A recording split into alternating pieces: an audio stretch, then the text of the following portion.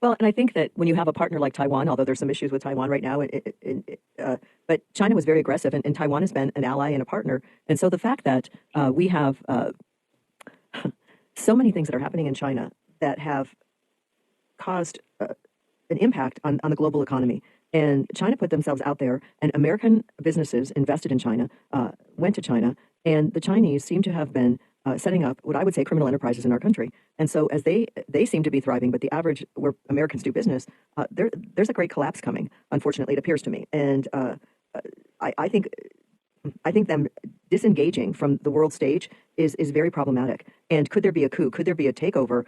Could there be a dynasty change in China right now with this? Is that something that I think one of the people missing is their top military person. Is that correct, or did I misread that?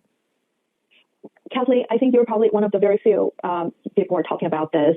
Remember, when the former Soviet Union collapsed, nobody was talking about the collapse because they think, oh, it's going to be a long-term battle, but it just collapsed. So right now, with all the disappearances of the high-profile government and military leaders, and Xi Jinping was so afraid of coming out in public, and the rumors going on about the potential soft coup or even attempted assassination, this tells people that, the CCP is can be collapsing at a moment's notice.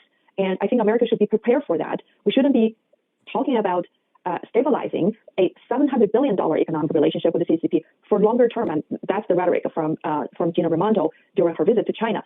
And I think people should be prepared for a sudden collapse of the CCP, the regime change, the dynasty change, because that would shift the entire paradigm because, and that should be part of our discussion on the CCP, not just about, how are we going to de-risk our investment in China and how can we stabilize our economic relationship with China. And so I think that the Intel community in this country, have already gotten some ideas about what's going on with Xi Jinping. And that's why from this trip Gina Raimondo made to China, I can tell that her talking points are much tougher and stronger than Blinken or Janet Yellen.